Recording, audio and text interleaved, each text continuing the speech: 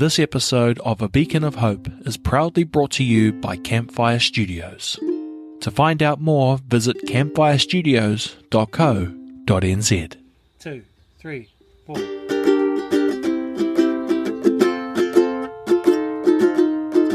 A Beacon of Hope is a weekly podcast that shines a light on the human spirit and explores the power of hope in our lives. Join me, Will Fleming, as I talk to people from all walks of life about where they find hope and how they use it to navigate life's challenges. Be good, be safe, and be happy. This week we discover the life-changing power of Māori wisdom with our special guest, Mihaere Emery. Mihaere is a dedicated advocate for Māori culture, a specialist advisor, and a passionate mentor. He works tirelessly to create opportunities for at-risk youth, embracing the wisdom of the past and using it to challenge the future. Bro, just before we start, help this half Palangi guy with pronunciation, please, of your first name. Mihaere. Mihaere. Yeah. Otherwise known as handsome. I'm so happy I'm recording. Bro, it's so cool to sit down with you. I met you a few years ago, and that short time but powerful time we had a lasting impact on me. And one thing that I always think about is how cool that life is like that. That there was no topic of the day that me and you would cross paths, but we did. And all of a sudden we shared, a really cool half an hour, and we were upstairs and looking at traffic and talking deeply about breathing, and I didn't quite know what to do with that. But when I looped back around to trying to have this podcast on the topic of hope, I thought about you. And so you, for some reason I had your number, and I text you and you text me back, and it's awesome that we're here. Before we kind of kick off though, I have 3 questions that I ask every guest. What is something that you are most proud of in your life? Probably for me is looking at my kids, and they actually listen. They actually listen to your way of learning and your way of understanding them. As we know, we were all teenagers, but that time has changed. But to see my big girl and my baby, like 2 different eras, in age brackets, but to see them actually whakarongo listen, and then apply what you've just said, as opposed to me not listening and then just do what I wanted to do. And I see that as a way of good guidance as well, but to be able to not just tell the kids what to do, but actually you got to do it too. And a way of following so that they can see, oh, my dad's doing it, so I better back him up, or I got his back, sort of thing. So in terms of, I wouldn't say a proudest moment, but a moment that's always adapting, evolving, adjusting, I would say, and resetting. So at this point in time, just watching them grow and knowing that I've got experience from when my big girl was a 5-year-old going through those age brackets, and now I got my 5-year-old, he's just started school, and it's like repeat all over again. But just to be probably a positive role model, brother, as a male in their life, that they can be open to come and see me about anything and everything, not just when the old kaka hits the fan, and then you got to go into protection mode and everything like that, but have those honest conversations, and being able to give them options as well on those type of kaupapa, on whatever it is, to give them that little hope that, okay, my dad said this, but I can do it how I want to do it and achieve it how I want to achieve it, rather than that's the only way to do it. Yeah. It's so cool because on this podcast, it comes up often, family, kids, but it's not what we have on our bios when we're out in the world serving for money, whatever we call that. And I just think how cool it is that you actually now, a long line of guests have come on and said they're really proud of that. And it actually makes me think about actually how tough parenting is, and I've been trying to kind of grapple through the role of parent, and it's not just do what I say. It's a lot more fluid than that, but it's kind of beautiful. Yeah, especially as well as to be able to express love from a male. I was in that era where love was the fist and everything, and not really much hugs. And I remember a point in my time where, right up to I was probably about 5 or 6, where obviously mum and dad used to give me big kisses, and, you know, you go to bed and big hugs and everything, and you do that, obviously do the rounds. But after that, bro, I just remember hidings after that. That love, we turned into another phase or a facet of love. And I was just like, hey, what for?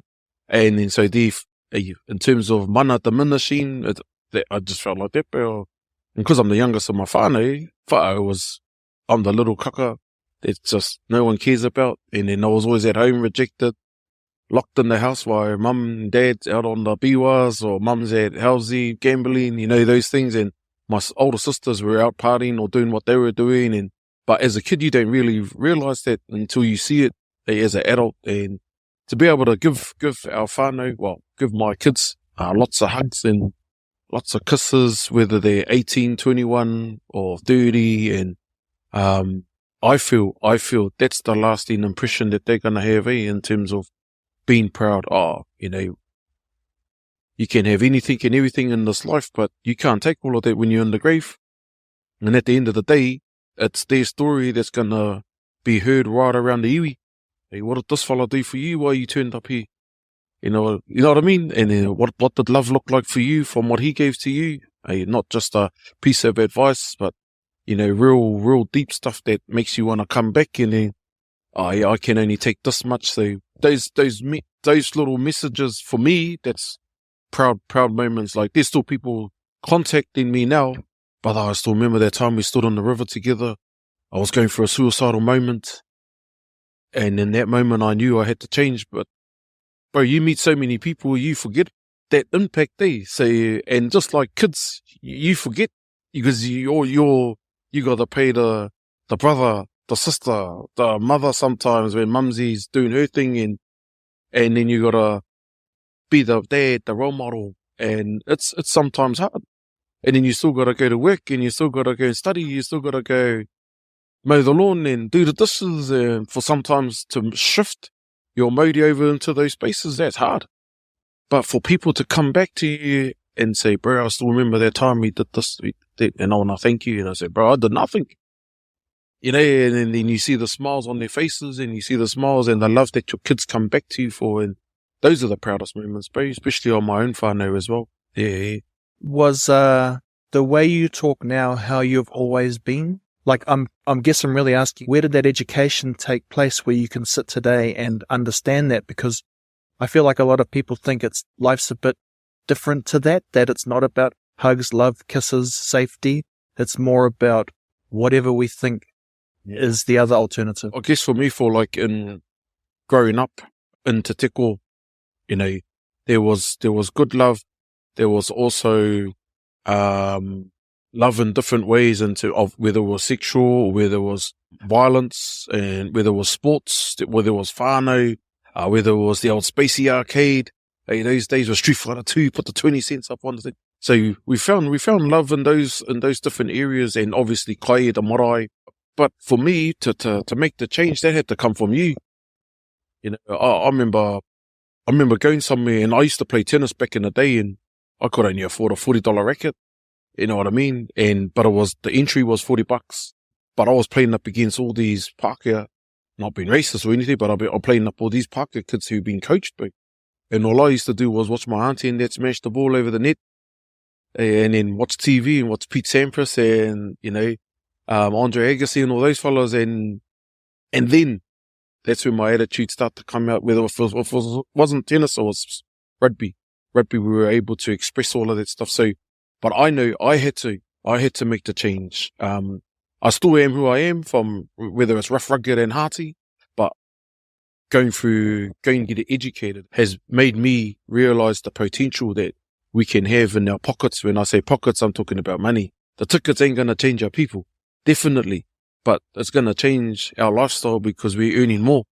And what I found too is by earning more, our responsibilities become higher, because you end up going higher in whatever field you're going into. So that becomes more responsibility, not just for one rangatai or whānau that you're looking after. You now got to look after a team. Then you got to look after an organisation. Then you end up pretty much got to look after an iwi. So if your frame of mind is built that way and you can handle the jandle, then sweet, it's okay. But in terms of attitude, I've always been trying to go out there and not try and be the man. I had to learn to change that from ego to ego. But it was more so just me trying to be humble. Who am I really serving? Am I doing this work to serve myself, or am I doing this work to serve others? And a lot of people, bro, they do it because it's still the ego, and they still want to be up there. But no, I just want to be on the ground and still helping our people. Why can't we do it and collectively rise together, and rather than put one person up top? And that's how I want to be. And it's hard. It's still hard because everyone's all in different frame of minds, different cultures, different beliefs. But if everyone has the one vision, the one goal, we can achieve anything as a collective. 100%. I mean, I would also go as far to say that's where the topic of hope begins, when it's not just about the take all at all costs, I mean, you see it in our society at the moment where everyone's just arming themselves in their corners. I guess that's the human nature when it's fight or flight, eh? Yeah. And that's where I've been really fascinated with, where do you find hope in those moments? Mm-hmm. Let me move on to the second question, because I'll never get through them. What is something that you believe in strongly, and why? Oh, bro, love. Love, brother. That changes everything, eh? It's just emotionally, spiritually. If there's no love, there's no hope, bro. For an example, I work in the city for the council. At this time, there's homeless everywhere. There's homeless everywhere. But then you come to Manukau, we got a courthouse right next to the mall, and you got brothers getting released back into society that are needing help, and no one wants to help them. So I'm one of those fellas. If I see someone down, I'll try and awhi and tautoko them by being just a better role model, by being a better male, and just coming from experience as well. But you're coming from those backgrounds. Why are we having to, I live in a mansion, which I don't live in a mansion, but I live in a mansion, but does it make you greater than the other person that's still on the ground? Sometimes they just need a hand up, not a hand out. And that's hard. And for me, just people just being able to show love to me and get me to, I wouldn't say get me to higher places, or it's just more so, give me a nudge. I believe in you. And then so you have confidence in yourself and do it, You could call that evolution. You're evolving in yourself, but I've always just been true to who I am. And even in every kōrero, it's like, well, I'm not going to sugarcoat anything, because my captured audience don't want anything sugar. They want the real deal. And that can come across as being offensive or arrogant or not applicable to anyone else. But from what we're just speaking about to what's on the street now, we want the real deal. We're sick of sugarcoating everything or being fake. Everyone calls them fake, but it's like, hey, why do you have to bend around the whole bush just to get to that one point? And that's probably, to me, showing my mahi, what I'm doing out in our communities. That's more tika and pono to our whānau as being real. And you're like, I'm ready for wins, or wins ain't going to give that to you, bro. Straight up. They said it, they probably said that to 1 million other people too. But the reality is that you got to meet them halfway, and you got to do the mahi too. And that's what I mean, is that being real to our whānau is like, the penny drops, I found. So, but it's got to be in a good way and a lovable way that they understand too, and not, this fella's arrogant fella. He's all kaka, so why should I have to listen to him? I say, well, bro, I've come from those backgrounds, and I changed to get to where I am. And along the way, people saw the potential and gave love to me, whether it was for 5 minutes, 10 minutes, or 5 years. They're still there, and they're still doing it for others as well, to get you to where you need to be for that time, that time and era, I would say. Yeah. I didn't know when we were going to start our chat today that the topic of love would come up.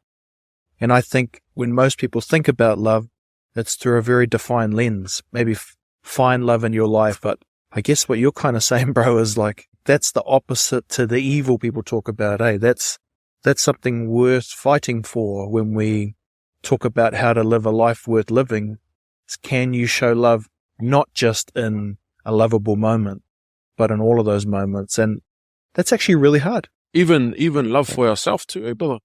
That's the hardest, is like, and it's time consuming, it's for time, you would say to some people, time wasting. And to be honest, bro, I actually didn't really know about love. I thought love was just about sex in reality until I was around other men and they had changed, whether they were Christians or whether they left gangs and then having my partner showing me manners, bro. Hey, you know what I mean? I was like, hey, because as a Māori, brought up solely te reo Māori, didn't know how to spell, didn't know how to really speak English. We didn't have manners because it was all in te reo Māori. And when it came to English, I was like, oh, can you pass me that? Please? What are you talking about? What are these words for me? For me, and there's probably going to be others like me that ain't no understanding because we weren't brought up with manners. Because, so you just, please, just to get it. And even though you're angry, you get it there. Far. Who does she think in your mind, who does she think you're telling me, and because, again, that's that eco, but I wasn't taught that, to transition out from a baby to a kid and a kid to a youth and a youth to an adult youth and then the adult youth to an adult and an adult to an elderly. Hey, we don't get taught those. We're just told to shut up, listen, get there.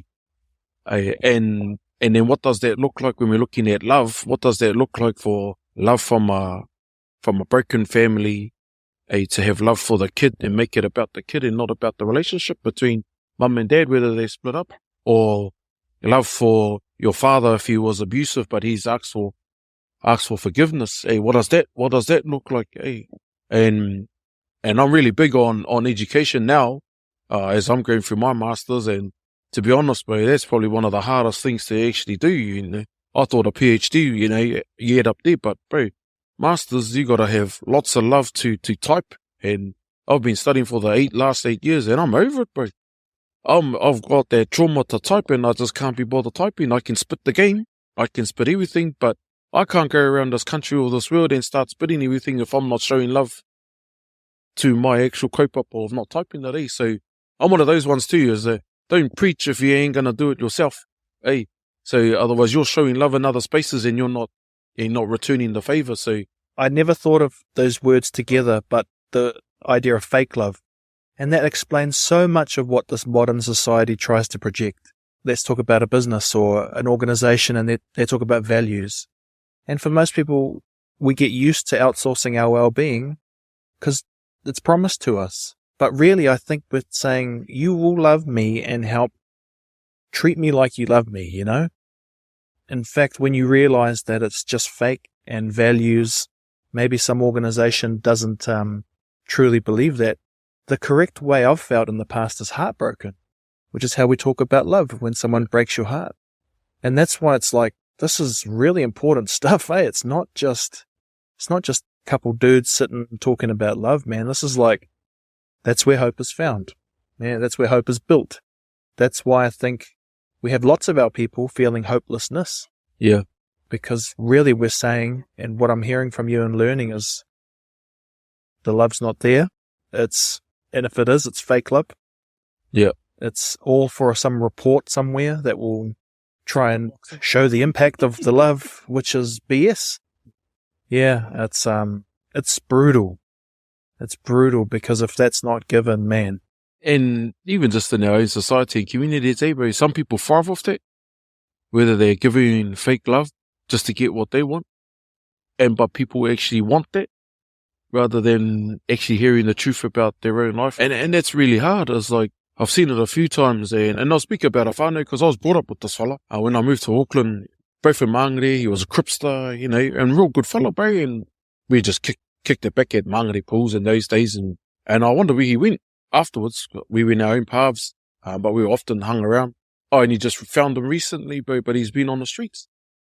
He went to Australia, apparently, got caught up in some real heavy gang stuff, got caught inside, 501 back, didn't have a place of residence, so he just stayed on the street, met a partner, she got 501 back, so they're together, got a house, like recently, when I say got a house, through government, got a house, like 2 months ago, and then we were like, yeah, had a big celebration, and then 2 weeks later, he's back on the street. I'm like, what happened, bro? And he goes, blaming everything. I say, brother, you got to learn to love yourself first before you can actually love everything else around you. So he was pushing blame everywhere else but himself. I say, you got to meet that halfway, bro. Your attitude has got to change everything. What about your kids, bro? You know? And the brother was just like, oh yeah, if this and if then, and say, well, this is your issue, bro. You're not going to get off the ground over here to get up where you need to be if you don't change yourself. If I can do it, you can do it. He goes, oh yeah, sorry, bro. So I caught up with him like last week as I was leaving the city to go back home, back to South Auckland, and yeah, he just did that. Thank you for your words. Hey, and there's those little things that what I said before, those little things impacted him. Hey, so showing him just that little love got him back into his own feet. But it was realistic love, eh? And it also is proof of the impact that if you project love or give love, it doesn't take from you because you didn't ever remember it, but it was received and unpacked properly, eh? Yeah, and I like really breaking stuff like that down because that's a good way of life. Yeah. That's cool. That's not taking out of your mental bank, if you like, because there's plenty of that to give if given correctly, and it will be received. And just like your impact to me, having caught up those years ago, you're like, oh, cool, yeah, we can catch up well. But for me, it's like a big day because I'm like, I don't know what it was, you know, and I've been thinking about it. It's just someone, excuse my French, gave a fuck for a few minutes. And if we call that love, then that's good. People can aim for that, hey? Yeah, that's good. Normally these 3 questions are over in 2 minutes and we do a whole podcast, but our podcast is the questions. So that's awesome. Third question that I've got here is, what is one of the biggest challenges you've faced and how has it shaped you as a man, a person? Multiple challenges, brother. Like, if I reflect back into my own past, you know, there was being a wannabe patch member, growing up around drugs, violence, alcohol, neglection, rejection, and sexual violence and everything like that, bro, and sexual abuse and even the abuse. And I would say this now because I've come through it all. But where those people, those experienced that stuff, now I'm not saying that it should be implied onto everyone, come out as better people, but only if they're guided well. Just imagine the impact, the more impact we can have onto a middle class, on what we have done as lower class to make it tika and pono, and now the middle class is experiencing what we're experiencing now. They're now having to figure out a new way, whereas our people who have come for those, we already know, and you can't get taught that. You have to go through that. So probably a lot of things that I've overcome is being able to sit still because I'm a practical person and I like talking too and trying to enhance and enlighten our whānau. But to actually sit down and study, yeah, that's probably the biggest thing. And a degree was hard enough, and I promised myself that that's it. And just going back to that last quarter or two, the ticket, not going to change our people, and that's still my mindset, but it's going to change your bloody pocket. And then you're going to feel good because your whānau's doing good and your kids look at you, dad's not angry, for no reason. And why is he not talking to me? And to be able to share those stories with my whānau that, hey, we got to put this in now because I want you to activate now and not wait 30 years later, then start activating. And by the time you're 50, you're living comfortably. I say, no. I want my kids to activate now while they're 16, 17, so they're living comfortably when they're 30 and not having to double up on their mahi and everything. So in terms of overcoming everything, bro, there's always obstacles that we're going over through, whether it's during mahi or whether it's during sports or whatever. But me, probably the biggest barrier is the mindset. It's the mindset. That's the biggest fight. That's the biggest overcome thing we have to beat. Once your mind tells you that, I don't want to work out today, your whole heart and mind and body is, you just shut off. You know what I mean? I feel like killing myself today. So a lot of people will go and enact that, or enable that. So what your mind tells you, that's what you're going to believe. Until you actually start changing your fundamentals, your foundations. Because if you have strong foundations, that's going to lead to a solid pathway. If your foundation's crap, it's forever going to be filtered by stupid other things. Biggest thing at the moment, bro, is just beating my own mindset every day, knowing of what happened in the past, and I'm trying to still beat that. And I'll share this, bro. Like, I shared it with this other little girl from mahi. I had just sat next to this girl, and she asked, "Oh, your mataoro was cool." And I was like, "Oh, thank you." who did your mahi on your hand? And she had flowers and a bit of a kori design. She said, oh, my friend, when he was wasted on the crack. And I was like, oh, gee, and you let him do that? Oh, I was wasted too. And I said, oh, why do you get wasted? And she says, oh, to block out everything. And I said, yeah, no, I already knew that. You didn't even have to tell me that. And she says, oh, actually, and then straight away, she just admitted, oh, after this course, I was just going to go and commit suicide. Why? Oh, no one cares. Why would I? I don't care. And for that little glimmer of hope, I went, I'll tell you a story, eh? You know what? I'm 41 now. At 38 years old, the thought of suicide had only just put out of my head. 38. It's taken me 38 years to figure out that I'm worth something. And I'm 41 now. So 3 years of being free of not even thinking about suicide. But I've tried suicide 17 different times, bro. Over my lifetime of from 0 to 38. So, and I shared that with her and she goes, wow, what did you do? And to me, yep, well, 28, I clicked. And then from there, 28, I needed to work what I needed to do, what I want to do in this world. Yep, I was laboring, I was building, I was, done all those jobs, truck driving. I was doing everything. Hey, hustling, still selling drugs everywhere until I believed in myself that, okay, this is what I want to do. And the real change came when I went into the youth prison. I was working over here at one of our local NGOs, Māori NGOs. One of our roles was to go inside the prison and provide cultural services to our young men and our women, and walked in and I could see the traits. Shucks, this fella looks like me. Oh, this fella's doing what I was doing, at that time. And I laughed.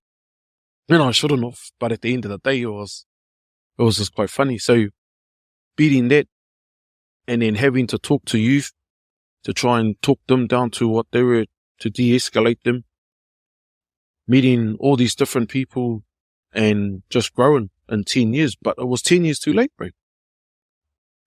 Why did it take me to 30 to click and then work my craft for 10 years until now? It's like, oh yeah, it's where I need to be for now, but it's not where I want to be. And in this lifetime now, for me, I actually want to be kicking back, and all I need to do is just do some tamoko here and there, some bone carving, some stone carving, some miri, and just call it all wānanga to help alleviate. Hey, so one of my kaupapas for my masters is shifting Māori into new spaces. And that's all I want to do, bro, is how do I shift Māori into a new space for a person who's going through suicidal thoughts? That young girl, thanked me, and I thought nothing of it, bro, until I got an email.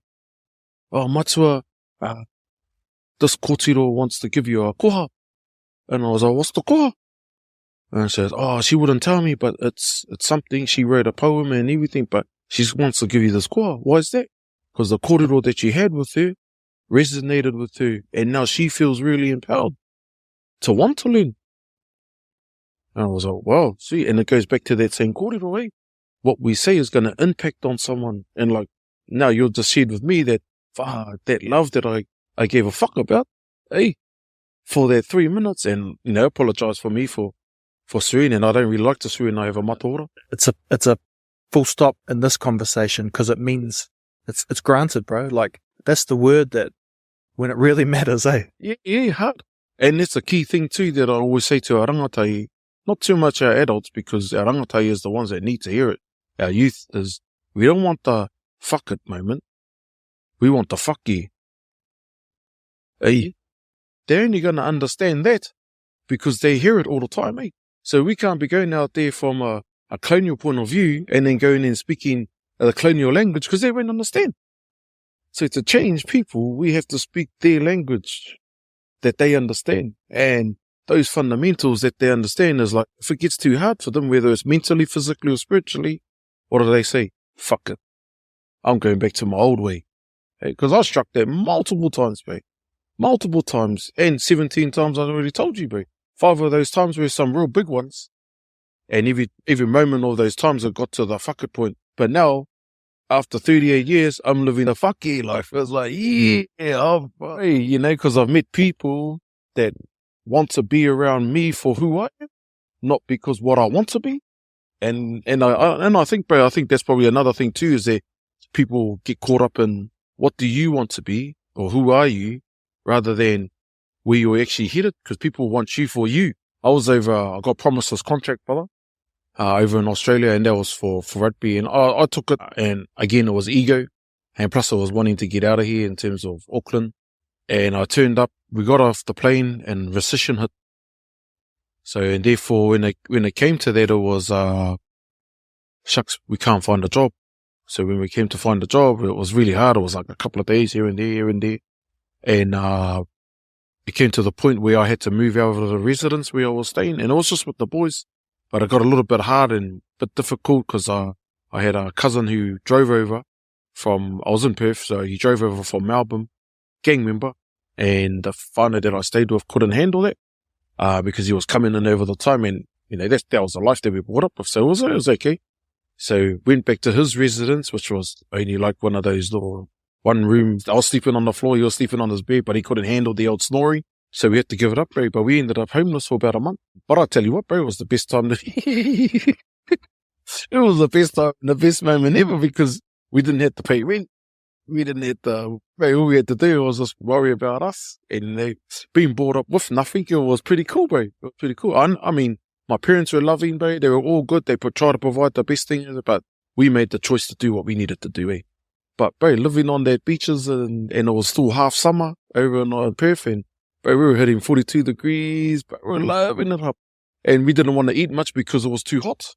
So we just lived on fruit, bro, And then we'll go and meet other people, bro, and meet other homeless, and they're showing us where to go back in Frio and in the city. And I said, no, where we want to be is near the beaches so we can stay clean. So we still presented well, but at the same time, we were still homeless. It was when the sun went down and the sand got cold, jumped back in the truck, and it was choice, bro. We roamed everywhere. Met some real cool, mana whenua and tangata whenua over there, our Aboriginal whānau. And they took us into their little settlements and showed us, catching kangaroos and crocs and everything. I was just like, oh, this is different hunting to what we're so used to in New Zealand, but it was cool. And it might have only been for about a week or so or a couple of days, but for them to show that aroha and their love is really cool. And I think that's why when I walk across, I always say hello to our homeless people, or you see someone who's not acting properly, especially our wahine, bro. A lot of respect for our wahine. Because they're the bear holders of the next generation. And when I see them off their Facebook, I try and usher them off the street and just ask them if they're okay, are you safe, if you've got somewhere to be. And because it's hard, bro. It's hard to see a wahine who's going to be the holder of the next generation overcome. What does that look like if they're going to have a kid? And we see that all the time, bro. And I remember one Christmas giving an Otare, and I was just giving some kaya, just giving back to the community, and I just seen this lady sleeping in a dumpster, bro. And she had at the time, an 8-month-old baby. The 6-year-old was just roaming on the streets trying to look for kai. Lucky I just had some soup and some bread and some chocolate just to give them on. This was on Christmas Day, and everyone faces different problems, but we shouldn't be living in dumpsters and under bridges and everything like that, bro. This country is rich. New Zealand is rich, full of soil, full of everything. We get caught up so much in a system that's not really true. Hey, this is my belief. This is just me. It's not true because it's not showing us how to live in this real time. We're waiting for, you got to go to job, you got to go and pay taxes, you have to do this, and which is fair enough if you want to be in there. But what about if you don't? You want to be off the grid. Hey, so all these still rules and regulations that we have to go back to. But best time of my life, bro, being bloody homeless, and because I could see everyone walking past and staring at you. But if you presented yourself well, bro, they just accepted you as if you were like them rather than feeling under. And so that's probably one of my key messages to our homeless people, is just that you're not homeless if you're Māori, because you're from here. So what are we going to do to shift your Māori into that new space of ora? And what does ora look like to you? And again, no one helped me. It was me that got me out of that. I had to make the change. I had to go, I want to make the money to get back to New Zealand, which I didn't end up going back till 6 months later, finish the season. But I had to get up and put my nono into gear and go.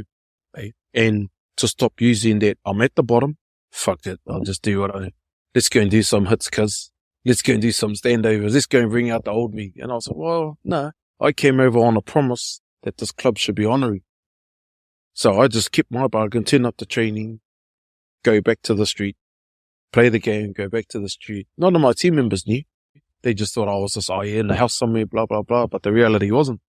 And it was probably for one of those moments where I actually saw a lot of love coming out from everyone, whether it was Māori, whether it was whānau, whether it was whānau on the streets. It was like, hey, cuz to this place over here, you'll get this. And it might be a bag of fruit, or you go to this place, okay, they give away Kathmandu's every Thursday, or so you'll line up and let's go and get a jacket. They only give one item, but it was like, shucks, these fellas get all the gears. They learn quite quickly how to spruce yourself up with nothing, for nothing, and with nothing, which then led to, okay, I'm over that life now. It's cool for that, but I need to move on to the next phase and eventually get in the mahi and then moving into our own space and keep working and then moving to another job and obviously getting to where I needed to be. And then another contract arose and ended up back in New Zealand. And from then on, I ended up skipping around the world, bro. Skipping around the world, playing rugby and coaching and mentoring. So went from this nothing to I got something to where I am today. And I would totally believe that if you believe in yourself, that you can do it, your Māori will shift as well as your wairua. And because our ancestors have already walked that path, brother, they've already set the wairua for you, the spiritual realm. You just got to honour it. And sometimes we're out of balance. And that's where I pick up a lot for our mirimiri, doing a lot of healing for our families. And they buzz out. They just buzz out because they always reflect back to me and they'll go, oh, this is what you said to me, what I need to do. And I've implied it. And now within 2 weeks, this is where I am. And so, well, that's because you got to stop running away from your spiritual side or stop being scared of the unknown. And that's where it's hard for a lot of our people, is that change. They're scared of that unknown. What is the unknown? And I just keep telling our whānau, well, that's the best place to be because no one's there to tell you what to do. That's why it's called the unknown. Go there, be there.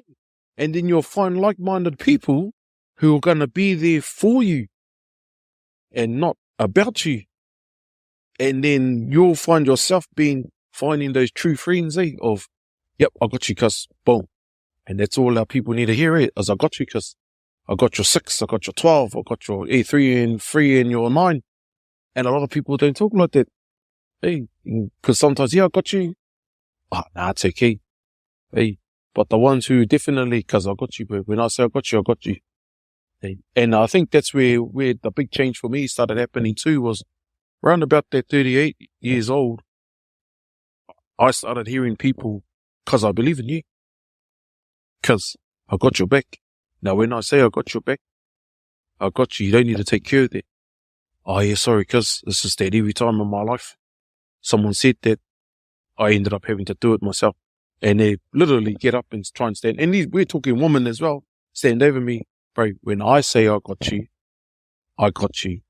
Oh, yep, sure. So all of a sudden, my circle of friends started changing, because I believed in them because they believed in me. And then so therefore, all those negative thoughts started leaving myself after I asked for forgiveness and just let it be. I don't want this anymore. And I said that multiple times when I was younger too, but I didn't believe and I was still trying to hold on to it because it got me that far. And I'm probably scared of that unknown a little bit, but ever since, we're pumping, brother. Man, I'm going to have to re-listen to this corridor because there's lots to unpack, but you also mentioned your masters, which is an awesome kind of bookmark chapter. Your masters, what's the kind of top line? For me is native mentoring. I've named it Mana Awa Whenua, and we all have a manawa, a heart, and we all belong to a awa. So when we're looking at the awa is your blood flow. When we're talking about whenua, that's when you're born, you have a placenta which goes back. We all ascend from Papa Tuanuku, and we're all going to go back to her, But it's up to our flow of life, our Māori, on what we're going to have that impact on whānau. And the main kaupapa of that is shifting Māori into new spaces, which I spoke about. We actually want to create like a national certificate and holistic ways of mentoring, and done all the study. Just need to type it up, my thesis or extra thesis. And I found very few people doing haircuts changes people. One of the fellas that I had interviewed he just said, bro, I cut 10 haircuts in probably 3-4 hours. out of their 10, probably 2 of them want to commit suicide. So he changes their life by speaking to them. One of the cousins does dreads. Every dread has a knot on it. Something traumatic has happened to that person. So how does she get that out? So everyone has different ways of mentoring and looking after our people. And for me is tāmoko and mirimiri. What does that look like? And we talk about those spaces of order. So just a short sharp into that masters and looking at ways of still healing our people, but rather than sit here, here's your whare tapawha, which is the only cultural component to a certificate, especially in mentoring. It's like, bro, he Māori ahau, I'm Māori, and I want to learn more about the culture. So if our Māori and our Pacifica whānau can take something from what I'm trying to set up, then let it be. At the same time, having a model of practice that physically you got to believe in it, so that it does happen. And I've served this country, bro, over 10 years of rugby, and it's giving back to our youth. And they've still got their concept that I've already created from our old people, and it's still circulating this country now, bro. And now I see it within the All Blacks, and I see it within a lot of rugby teams and a lot of league teams as well, bro. And that's all about haki rotoi. So I think that's pretty much just a little bit about the Masters, brother. And hopefully, I'm in my final year. Like I said, it's hard, brother. It's actually really hard. Like I said, I've just trauma from typing 8 years, brother, from the degree to post-grad cert to post-grad dip to now the master. Oh, bro. It's next level, man. Just want to thank you again, bro. And where can people reach you if they want to learn more or to, kind of, I guess, invest or pick your brains about things? Yeah, no, sweet. Just drop me an email, mihaere.emery@gmail.com, or you'll find me on LinkedIn. Like I said to the brother, if you forget my name, just call me Handsome. But it's all good. Mihaere is the name whānau. Thank you for amplifying that beacon of hope today. I felt the love, and hopefully everyone else did too. And until we catch up next time. Thank you, brother. Appreciate everything, Mauri ora. This episode of A Beacon of Hope is proudly brought to you by Campfire Studios. Campfire Studios is an impact-led organisation amplifying the voices of Māori and Pacifica communities via podcasting and video content. To find out more, visit campfirestudios.co.nz. 2, 3, 4.